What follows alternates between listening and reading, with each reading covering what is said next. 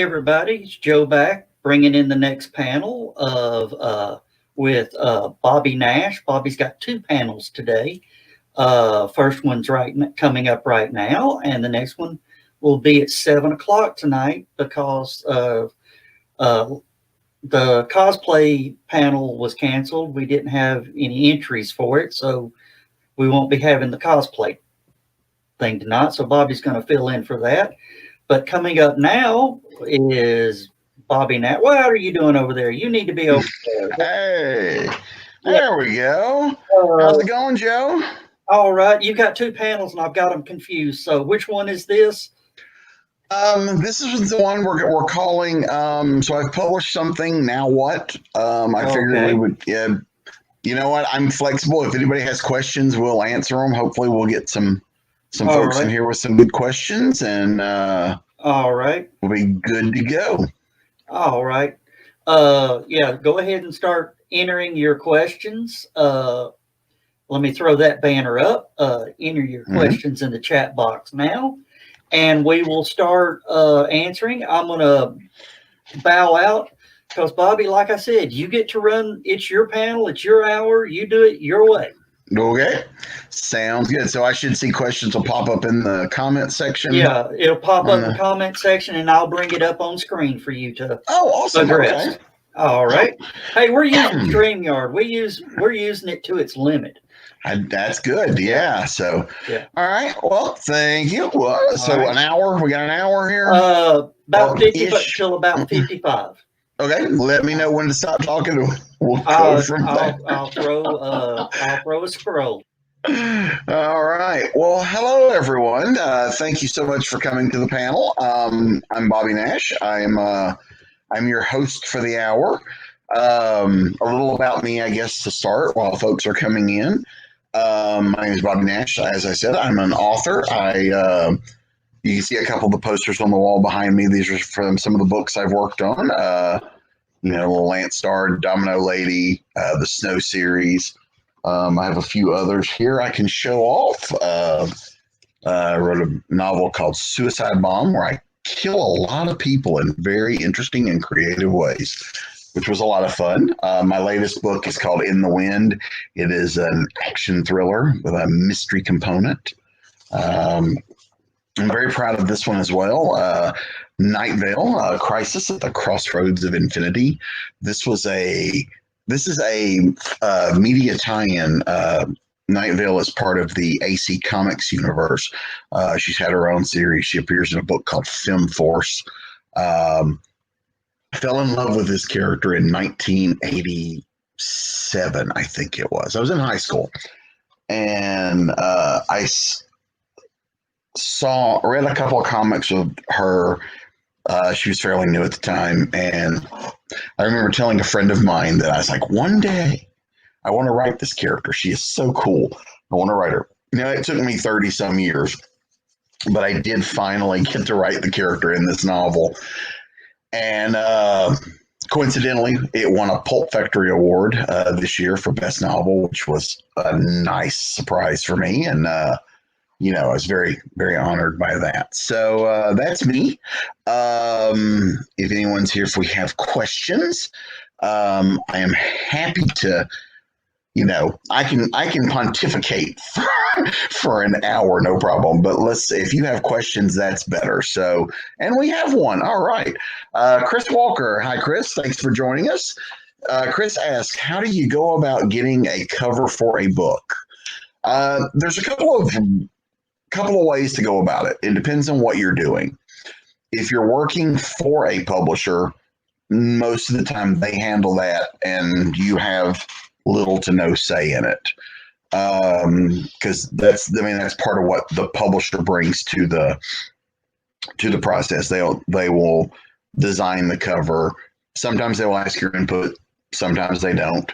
But yeah, so that way is if you're working with a publisher. If you're working with if you're doing it yourself, if you're a self-publisher or a small press, and you're doing it yourself, you're getting your own cover.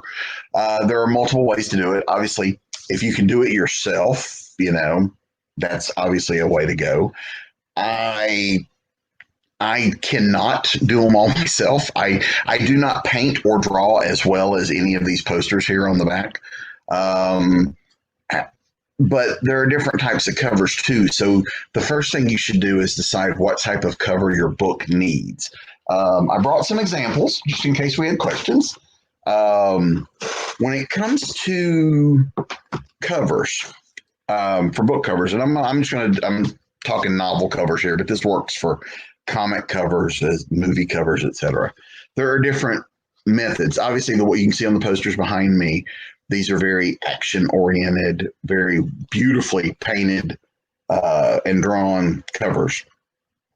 And I can't do those. So with those, I work with an artist.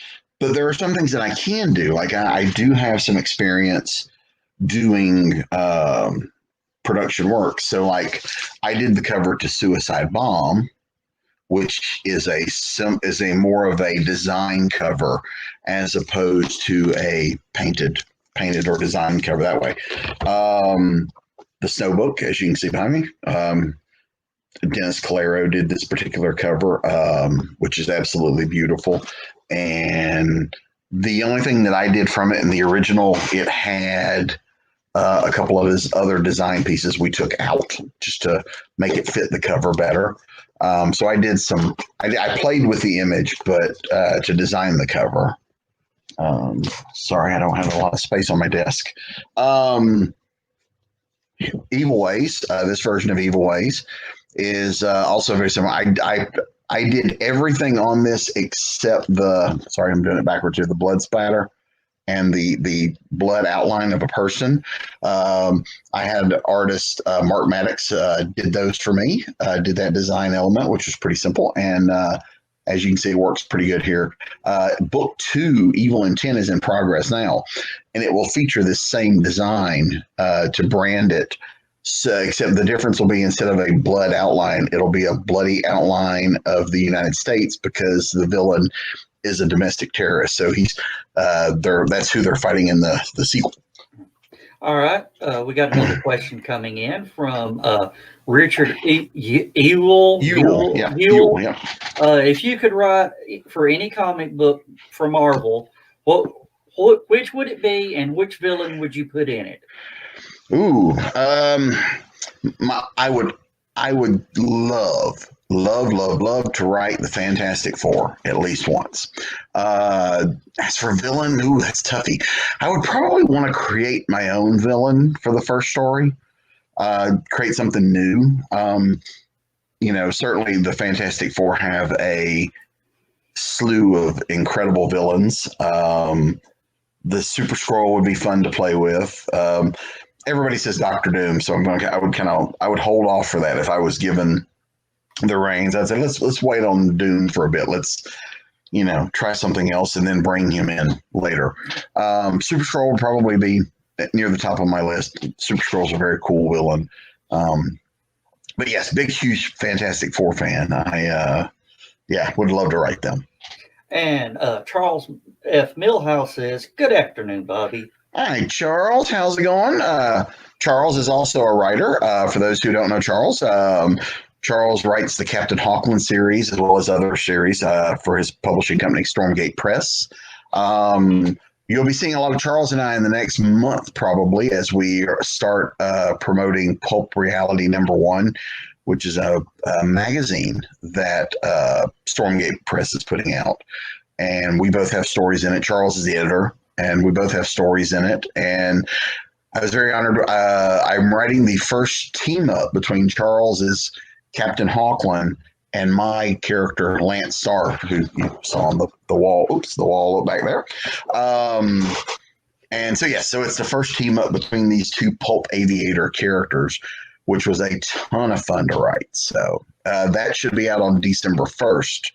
If you follow either Charles or I on social media, I'm sure you will see something about that in the coming weeks as well. Okay. I got a good question. I love asking this question to writers, especially that sort of venture over into the comic book.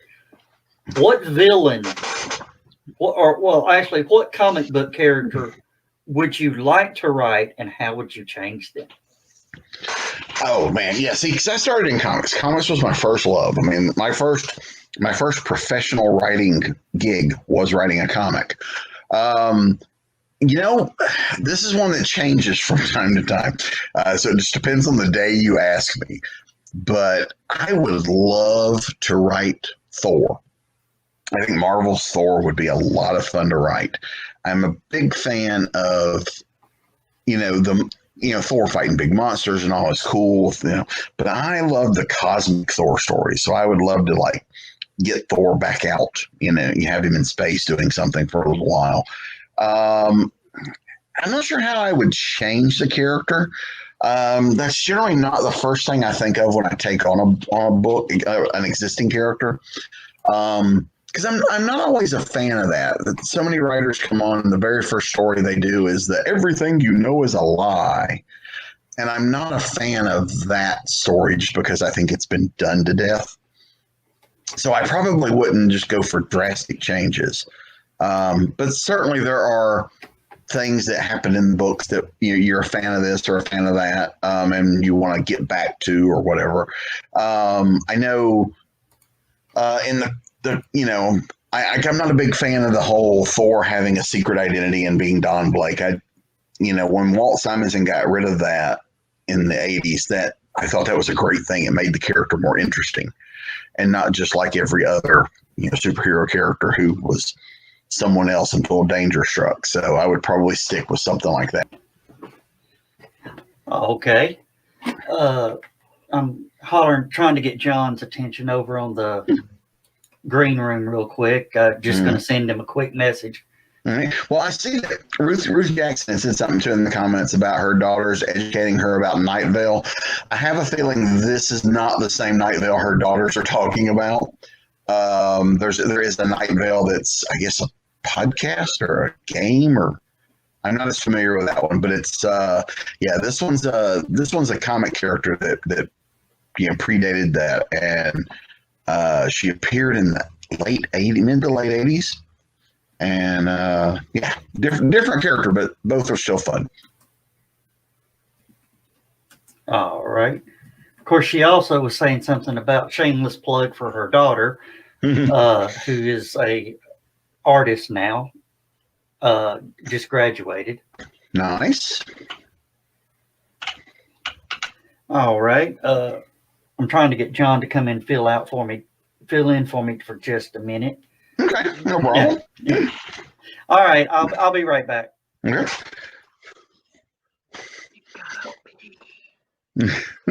So, I'll just keep going while we're since Ruth mentioned hiring her daughter. The question earlier had been about getting covers. So finding artists they're everywhere. I mean, they're not hard to find. Social media is a great place for checking out artists. If you see a cover you like on something, you can always track down the artist and see if they're open to commissions or to be hired for cover gigs. If you don't have the money to do that, there are sometimes you can do barter with artists. They may need some writing done. You could do some, so there's all kinds of things you can do to get cover art for your books. And whatever works. I mean, make whatever deal works for you and the artist. But it's very important too when you're doing covers, you have to try to decide what is the best type of cover for your story. Not all covers work with a comic book look type art. Not all covers work with painted art. Not all. So you have to decide what type of cover works best for the story you're telling. And sometimes, like I said, it showed with like the Evil Ways cover or the Suicide Bomb. It can be just a design cover. So you have to figure out what works best and then go from there. Charles asked, have you ever received a cover you weren't happy with? Yes. I generally don't like to throw out the negative, but I will say the very first novel that I published, or that I had published, I did not do it myself, but the very first novel of mine that was published was a novel called Evil Ways, which I showed off this cover earlier, which I love this cover.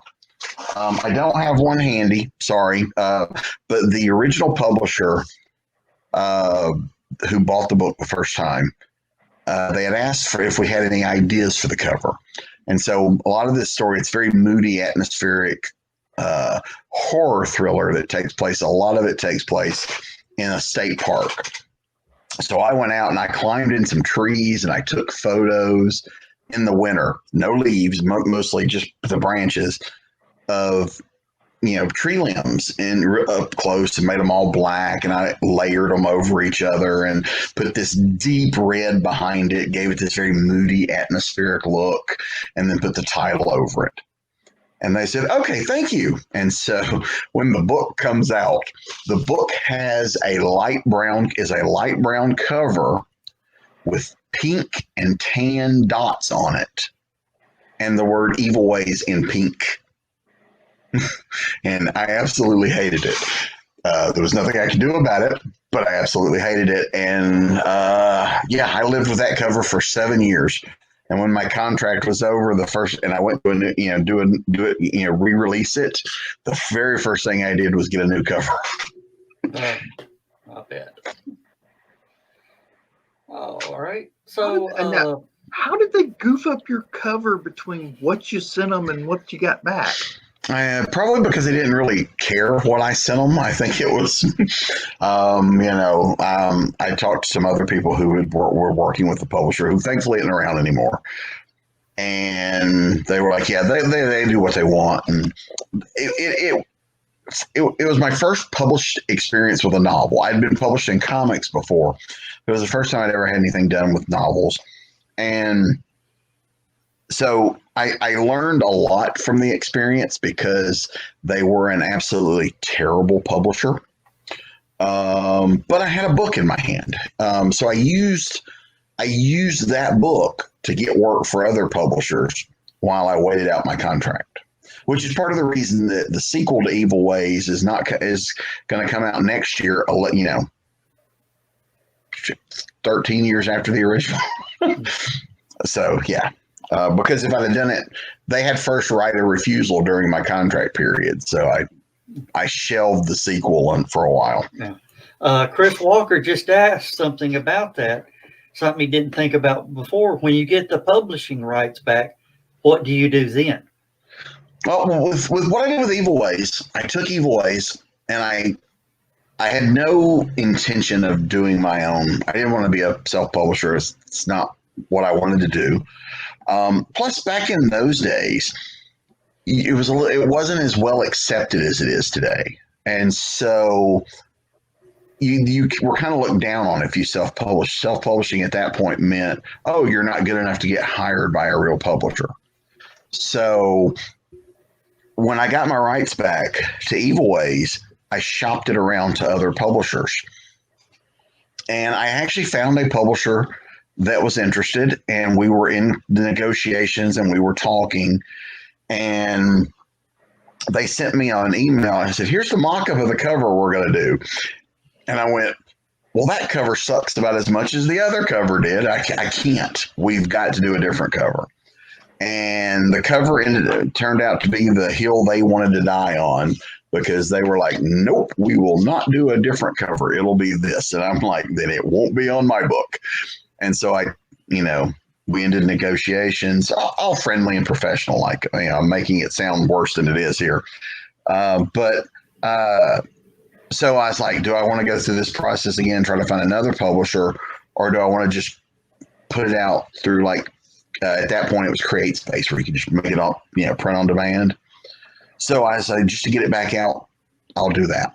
And so I self-published Evil Ways to get it back out and to have it at conventions.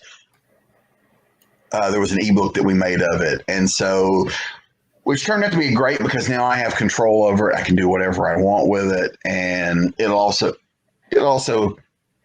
kind of got me past the reservations I had of doing some self-publishing, which has now led me to do even more. So yeah.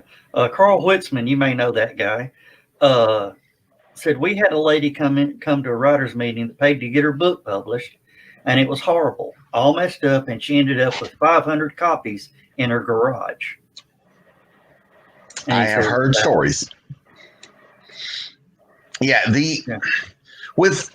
yes, there are. When you're a writer, there are a lot of scams out there.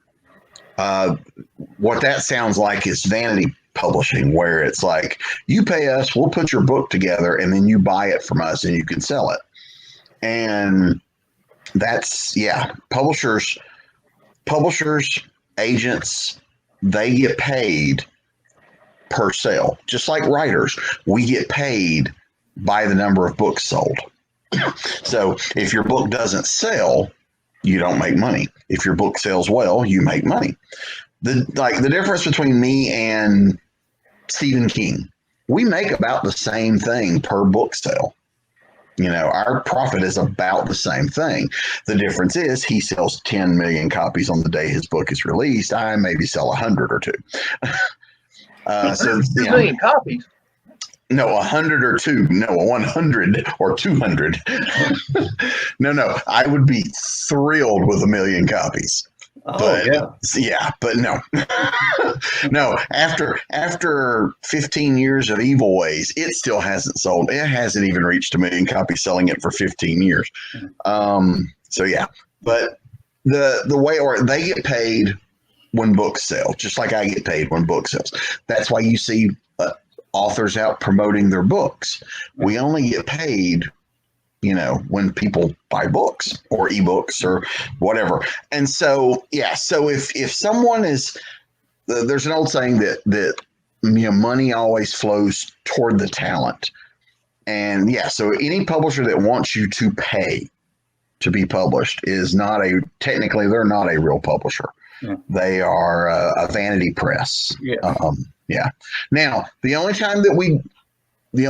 are instances where you do give publisher money. Like I buy books and take them to conventions. I buy those books from the publisher at a discount, and I can take them and sell them at cons, and then I'll make my money back, off the difference. Those books that I buy and sell at conventions technically do not count as sales because I don't get paid royalties on those. Yeah. I only get paid royalties on things that sell through official sales channels through the publisher. Yeah. So things like that to look at. Technically the books are out there, and I don't get paid a royalty on things I bought and sold. I make my money on selling them. So okay, we just had a comment dump. You've heard Mr. Morris talk about comment dumps. I just got one. That's the first one I've ever experienced. Do you ever serialize your work, say on your blog or in a magazine? I do, actually. I have a Patreon page. It's patreon.com/Bobby Nash. And I serialized a couple of things through there. I held up the novel earlier, Suicide Bomb. Suicide Bomb was serialized through Patreon. I was doing a chapter a week to finish the novel. I also did In the Wind through Patreon, a chapter a week. And then once they're done, obviously I release them, but they get a chapter a week. Currently, I have two. I have a Lance Starr Sky Ranger pulp story that is serialized a chapter a week. We're doing that on Patreon, and then it's also being done on the New Pulp Fiction, New Pulp Heroes.com site. They're a few weeks behind Patreon, but it's also being serialized there for free. And I'm doing it currently while the Lance Starr was getting near the end of its on Patreon. I have started serializing Evil Intent, the sequel to Evil Ways, on Patreon. So what that allows me to do, not only does it help me, write more because I have to get those chapters done every week, it also allows me to get feedback from my patrons. So yes, for as little as $1 a month, you can get novels, chapter a week. Yeah. And Susan Basham also had commented in the Writer Beware blog lists a lot of those scam publisher sites, so you can watch out for them. And then Mr. Millhouse says, I remember the day that it cost $600 to $800 to publish your book. POD sure has changed things. It also made a lot of us pick up our game. Absolutely. First and foremost, print on demand means I don't have to have 10,000 books sitting in my garage. Yeah. Hoping that one day I sell them. Now because like I said, I do a lot of conventions on a normal year. This is not a normal year. Yes, if this was a normal year, we'd be doing this face to face. Oh yeah. But I do a lot of conventions. We wouldn't know about the greatness of StreamYard. Absolutely. And able to, bring you people that are tuned in and the people that are watching on the replays. I wouldn't have drugged my pumpkin to the convention. Yeah. I keep a small amount of books on hand. I have a couple of boxes, my convention boxes, but it's nowhere near what I would have kept on hand back in the day if I'd have published, because the way the printing worked, and I guess it still works that way. The books are more expensive the fewer you print. So to get books to where you could actually make money on them, you had to print thousands. Whereas now with print on demand, I need 5, I can order 5. And they're the same price as if I order 10, 20, 50, 100.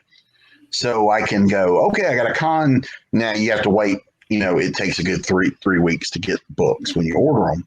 But I can plan, I got 2 cons coming up. I can go ahead and order books and have books on hand for each con, because different cons have different audiences. So certain books sell better at one con than another. Yeah. So. Yeah. And then Jeffrey Hayes of Plasma Fire Graphics, who can make your book look good. Mm-hmm. Who did this cover right here? That's one of Jeffrey Hayes. Okay. This is a Jeffrey Hayes cover, as is the snow that's beside it there. Yeah. That is also Jeffrey Hayes. So, yes, absolutely. This is hard to do backwards. Yeah. But, yes, this is, Jeffrey does just beautiful, beautiful work. Yeah. He says, how did you get involved in video presentations? And what is your advice for authors in video for promotion of their books? That's a very good question. I started doing... Really, this year has really picked up the whole virtual and doing video and doing things like this or podcasts that are going visual as video as well as audio. So I started doing stuff like that. It mainly started out with like, hey, you want to be part of this panel? Or Joe Compton over at Go Indie Now, they're doing a show a day. Of some writing centric show. They have multiple shows. And so I've done several of those. Continual is also doing a lot of online stuff. A lot of conventions are doing stuff throughout the year and now, as opposed to just the weekend of the con, because they have this virtual platform. I know like Joe and Gary over at DragonCon American Sci-Fi Classics tracks. They're doing a panel every Thursday. I think it's Thursday, maybe it's Friday. They're doing at least a panel a week, before the con and after the con. So I think this year especially has opened up some doors for some new ways for us to, especially in terms of con, to reach people. Like I'm sure, like this weekend, watching now, there are people who either can't afford to, or it's just really difficult to get to HallowCon physically. Yes. Especially like if you're in another country, or that can now partake in the con, but through things like StreamYard or Zoom or whatever. So I think that's wonderful. And I mean, I've had that because September and October have been really con heavy, virtual con heavy. And I've talked to people who are watching from Australia, or they're watching from Europe, or they're watching from wherever. They're like, I've heard of this show forever, but it's not feasible for me to drop the money to fly to the U.S. to do the show. And, and I get that, I certainly don't have the money to fly to another country for a show. And so, but they're able to be part of it, at least a little bit, through doing events like these and doing things online. So I started doing that. And before that, I would do the occasional Facebook Live. My friend Brian K. Morris does Facebook Live quite a bit. And I was very impressed with what he was doing, where he would basically sit in front of a computer like this. And as people would come in, they would leave comments and he would back and forth through the comments, kind of similar to what we're doing here. Yeah. And it's just a nice outreach, you know, especially like this year when so many of us are stuck at home. Sorry, I talk with my hands. Hey, I completely understand. It's just I'm so used to it, I don't think about it. But watching it on the video every once in a while, I see my hands doing this, and I'm like, somebody's got to hate that. But yeah, so I think this year with us, so many people being stuck at home, and it being such an odd year of not being able to do cons or get out of the house as much, things like these where we're doing these video presentations and virtual panels and author readings or whatever, TV shows that are getting together and doing like table reads for the public or things like that. I think that is really one of the things that's helping people through this stressful time when they're stuck at home and they don't know what to do with themselves. And so, I mean, when people, you know, when people complain about the internet and things like that, and it's like the internet has really been a lifeline for people, because this is for a lot of people this year, this is the only communication they're having with other people. Yeah, I mean, and I believe once we come back, this video panel aspect will be integrated to conventions. Oh, absolutely. I totally see that.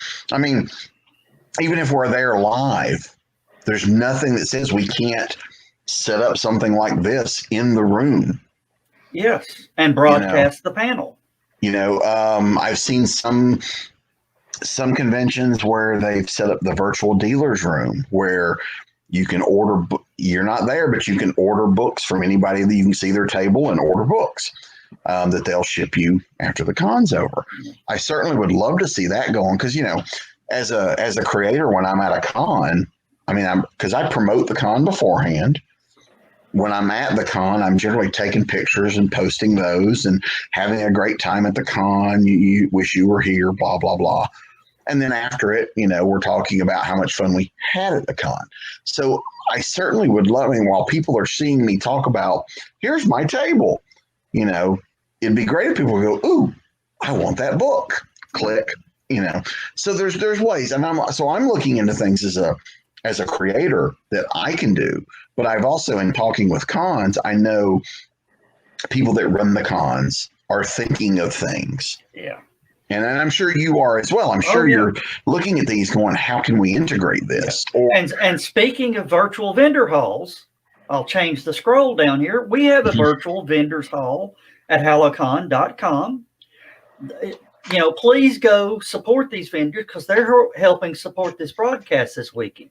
Help them out by making a purchase. And, you know, there's some great artists in there that have their stuff. There is, let's see, there's Griffith Moon. They have a lot of jewelry and handmade cloaks. There is artwork by Natalie Rogers. If you know who Natalie is, she does a lot of animal art. And then there's oh shoot, let me cheat real quick. Oh, let me cheat. Let me just roll up to the virtual vendors hall, and I'll just start right off at the top. Starting off at the top is Twin Cedars Fiber Arts. They individual sustainability through deep reading and rugged products. That's TD Rolfson and KT Hunter's page or store.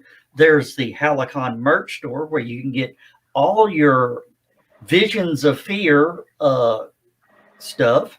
And there is also some commemorative Visions of Fear of 2020 that the zeros are actually toilet paper rolls. And the tagline for those is wiping out the fear.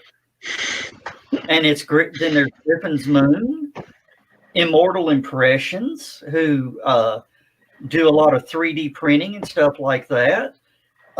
Cindy Kep, her Mindstorm novel is available there. And then art by Nat Rogers, who does little animal art. One of our guests later on, Dr. John Anderson, The Way of the Living Ghost. He does Eastern Ghosts and Legends. Scrumptious Sundries by Mouse, also called Thistle in the Dark.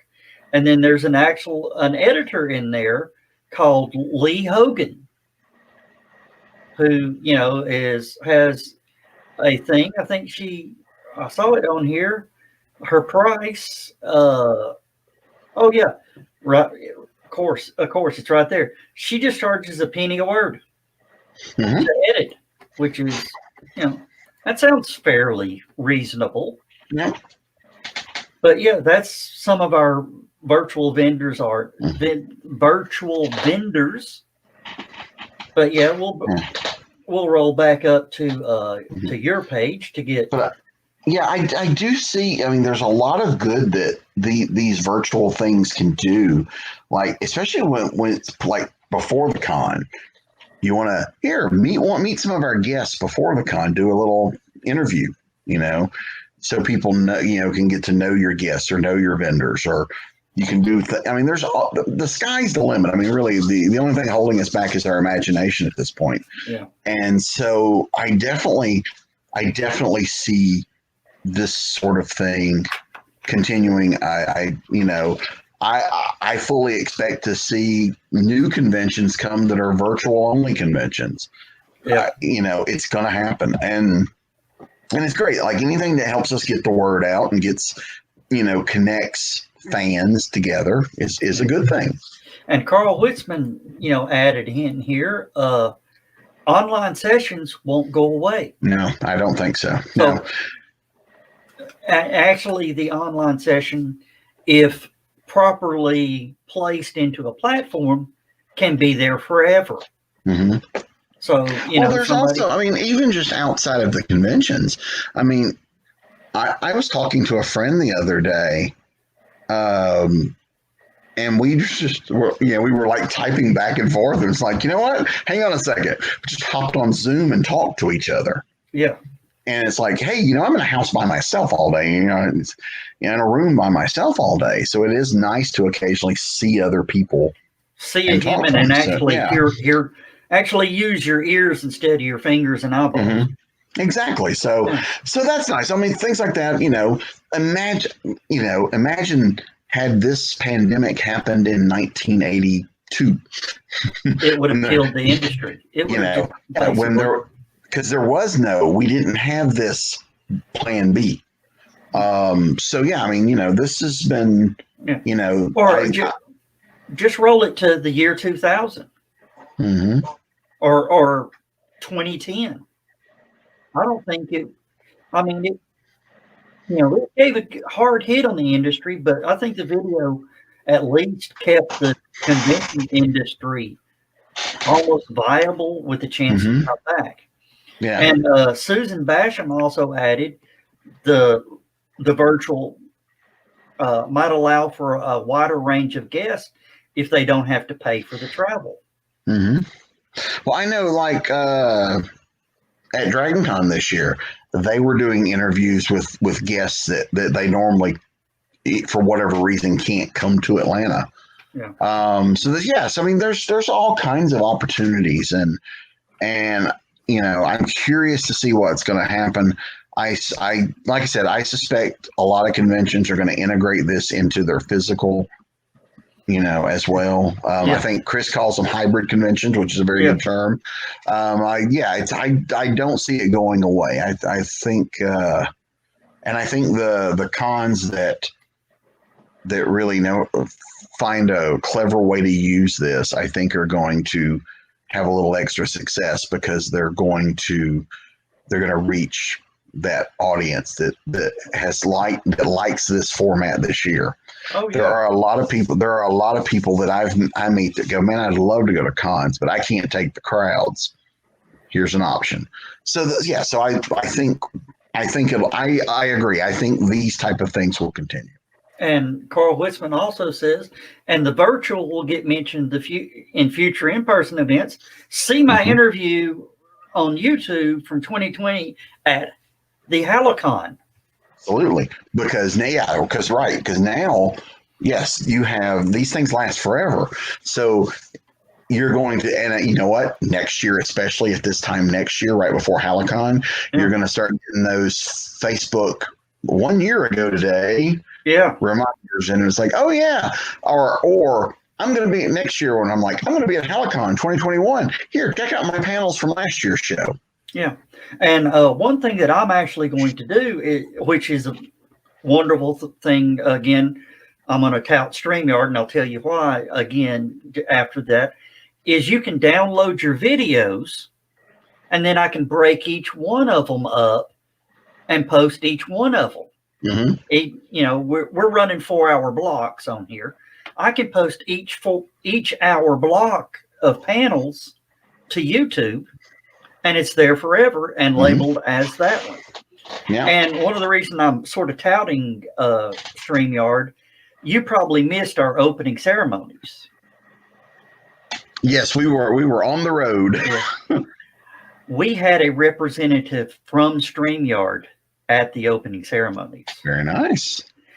They were impressed.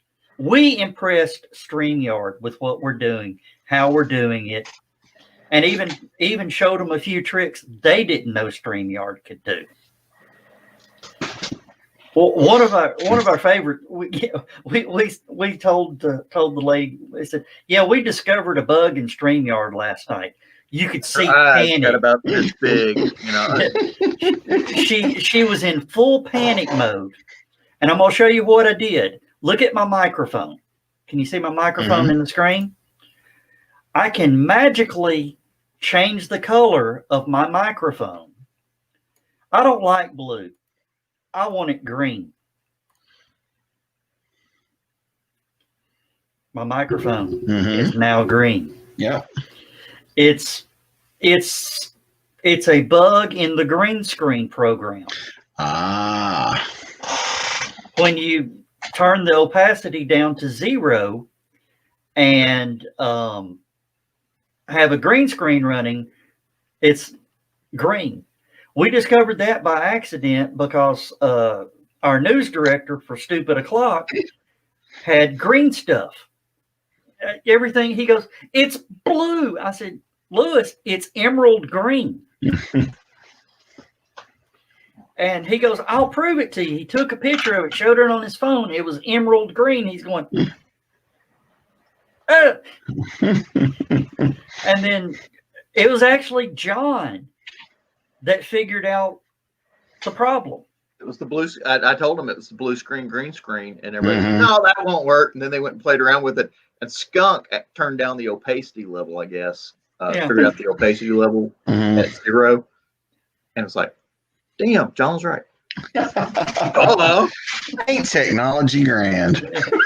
But yeah, and you could, she went from in total fear of, oh dear Lord, what's wrong with the system, to, oh, that's cool. I guarantee you, she probably called a meeting of the staff after she left and says, look what I can do. Yeah. Susan Basham goes, yeah, the StreamYard rep was awesome. Chris Walker says, although the introverts will probably not be able to work on becoming less introverted around people. Right. But, through a screen, it's a lot easier because you're still in your room by yourself, so it's a little easier for people that can't take the crowds to do stuff like this. And I found it good for I mean, it's great for interviews and panels, getting a group together. I have a book that comes out today that I'm a part of called The Devil's Due, which is a horror anthology. And for a different group, we pre-recorded an interview with the authors and the publisher that's going to run, and they have a video that's going to go with it. So yes, today I get to be in two places at one time. I'll be here at HallowCon doing stuff, and I'll be over on Continual with that panel. Yeah. So and I got to do some housekeeping real quick. John, if you could head to the green room and help, and sort of drop out of here. Okay, keep talking. I'll go away. All right. But yeah, Carleen, you may know who that is. She says Uncle Carl can't take people in real life, but he does really well online. And I can understand that, Carl. I really can, because when I get fed up with them, there's this off button and they go away. Or if it's real bad, there's a block button and you never have to deal with them again. But the platform of conventions, I believe, have changed forever. Yeah. And I think for the better. I think for the better. I think the change is a good change. Oh yeah. Yeah. And anybody that doesn't embrace the change will fall by the wayside. Mm-hmm. Like Susan said, it gives you a possibility to bring in a guest that couldn't make it, and probably for a hell of a lot cheaper. I got to sleep in my own bed last night. That was great. This is the first, you've probably done more conventions this year and never had to pay for a hotel room. Yeah. Oh man, that's my bank account has loved that. Yes, I haven't had to pay for travel. Travel has been a lot, because travel's what gets me. Travel and hotels is really what keeps me from doing more cons further away but I do a lot of local shows and events and a lot of one-day stuff and stuff I can get to and back in the same day, sometimes just to minimize. Because, at the end of the day, what I do is a business. I mean, I am a small business owner. And essentially, yes. Yeah. And so I have to, there's a lot of cons I'd love to do, but it's like, by the time I drive there, pay for the hotel, I will never sell enough books to cover that. And so you have to find ways, I certainly have traveled with other creators and that we've split costs, that helps, or whatever, or I can't do all 3 days, but I can do one day, that kind of thing. So this allows me other opportunities to go and talk to areas that I don't get to travel to in person. A couple weeks ago, I did a interview with a library in Chicago for their Indie Author Day. So I'm able to just, spread across the country and across the world and talk to people that I might not get to talk to otherwise. Yeah. Right now, I'm already designing a virtual guest system for when we go back to in person, to where the guest will be where people sitting in the room of the panel will pretty much just be watching TV, but they can interact with the people in the room.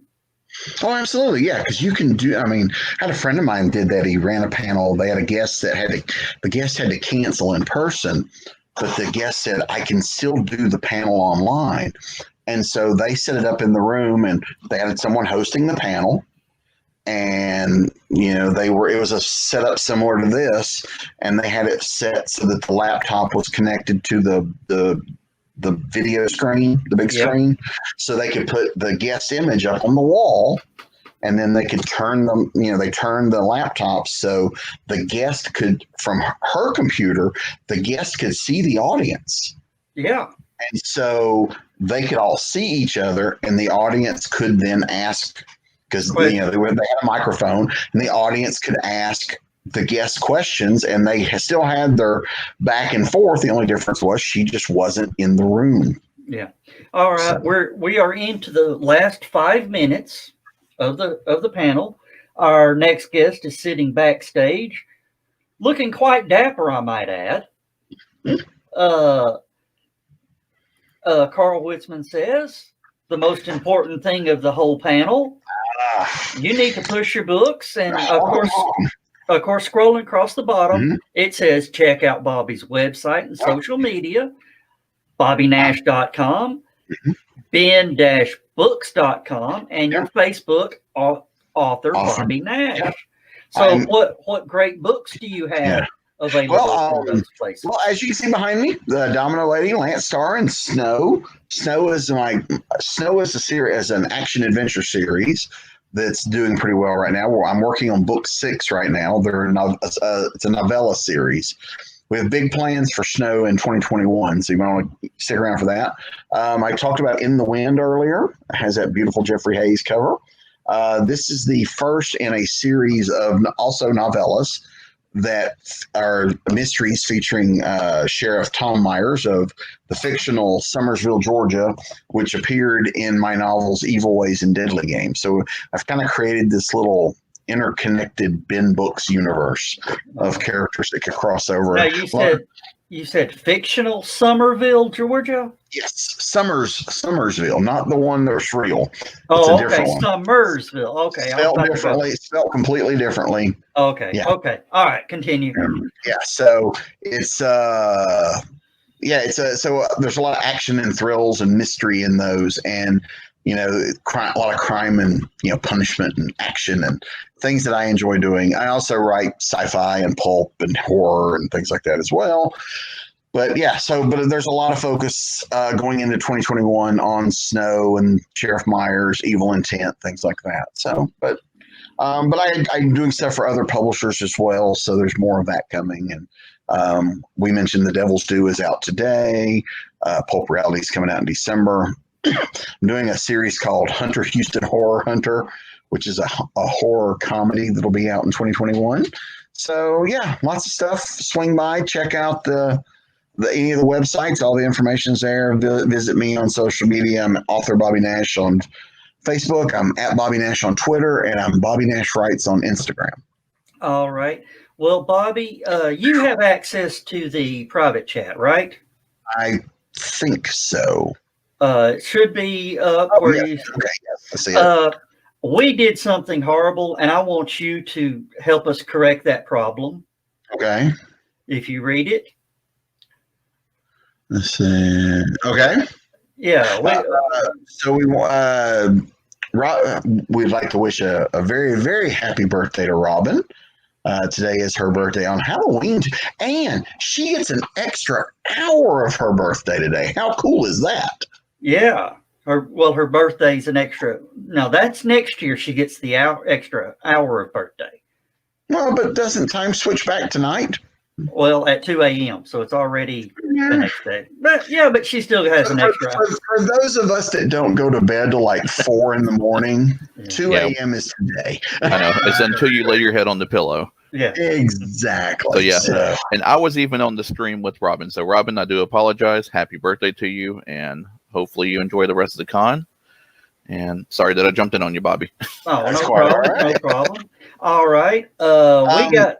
I will be back here at 7 p.m. tonight. If you have more questions or you got time to think of them, please come back. Let's do this again. Yeah, and this fellow named Dan Holyfield, if you know who that guy is. Hi, Dan. And he says, "Thank you for an excellent interview, Bobby." Thank you. It's my pleasure to be here. I'm happy to be able to do this, and I had a great time at HallowCon last year, so I'm thrilled to be back, and thanks again for having me. All right. If you want to go ahead and drop out, it comes that time that we have to help pay the bills. Bye, everybody. Thank you. Right, see you at 7. So we're going to go ahead, hit a couple quick commercial breaks, and then we will be right back with T.D. Rolfson. Hey guys, it's Angel with Immortal Impressions doing the virtual thing for HallowCon 2020. Y'all can visit us at 4immortalimpressions on Facebook. Send us a private message. We can handle all of your ceramic, sewing, 3D printing, masks, costumes, and all the other goodies that we have, and we'll be glad to take care of you. Y'all have a good con and a good year.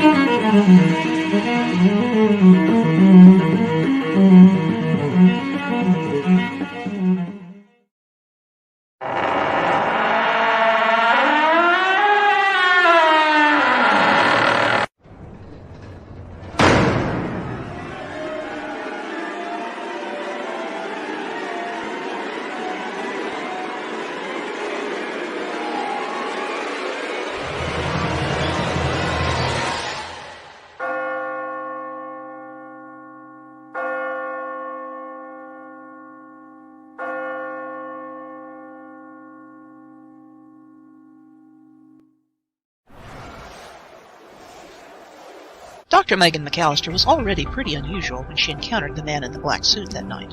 What Division 1 Agent Echo didn't know was that she was even more special, but he'd find out soon enough. Stephanie Osborne uses the urban legend of operatives who show at UFO sightings and make things disappear to craft her vision of the universe we don't know. The Division 1 series chronicles this via Recruit Omega and experienced partner Echo, as they handle everything from lost children to alien assassination and more. Book 1, Alpha and Omega, is available in print and ebook from your favorite bookseller.